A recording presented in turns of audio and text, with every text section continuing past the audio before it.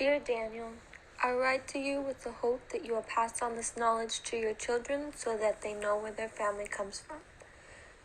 I won't be around forever, and I want this to be a memento that you were able to look back on yourself and relive the journeys and experiences I have gone through. You are fortunate enough to be American-born, where you don't have to worry about invaders in your country. Though at times I did wish I was back in Zhongshan, especially the first months that I arrived here, as the conditions were less than desirable. It was my home, where I grew up, and where I wanted to be. But that just wasn't possible at the time, and I had to endure the conditions of the homes that I stayed in when I first came to America. If it wasn't for the Japanese invasion of China, I would have never left. If only me and your father could have continued our peaceful life on our farm in Zhongshan, but we had to return to America because of how dangerous the conditions were. I won't deny that I was fortunate enough to leave China in the first place. I remember there was one instance where I was taking the bus from Zhongshan to Almon, and the gunshots became so loud that we had to evacuate the bus, which was just in time, as moments later, it was actually blown up. Safety was what I needed, and I thought Locke could be the place that provided that for me.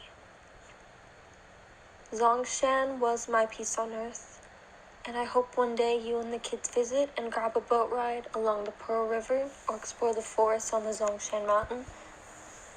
We were also people full of pride, as before I had left in 1940, some people in the city had developed a base and a guerrilla in Wubushan Mountain to combat Japanese invaders. I didn't expect the journey to America to be as difficult and as terrifying as it was, as I had only known about it from the stories your father and my uncle had told me from working there. My only support system was your father and the few cousins who I had here in Locke. At the time of my departure, the only way to travel was by boat, which was difficult to acquire passage from in and of itself. Fortunately, because me and your father had owned some land back in Zhongshan, I was able to make some money off the crops that we had produced on our farm, and this helped me buy my way onto a ship heading for Angel Island.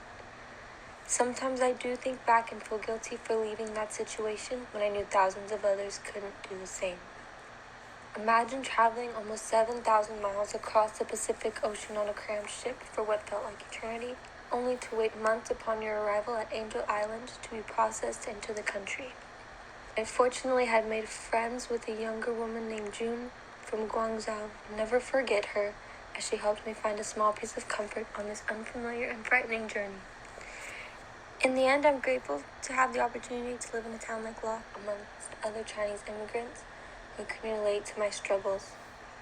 Though I spent most of my adult life working in canneries and in the fields, I would not change it.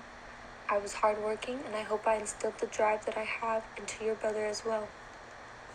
I do feel guilty sometimes knowing that once your father passed and your brother was old enough to work, I got him a job at the cannery with me, and you two soon followed suit. I know I have made mistakes as a mother, and this is where I want to apologize to not only you, but your brother, who had to grow up faster than other kids, but it is what I felt I needed to do to keep us afloat. However, being here was not just spending my time slaving away.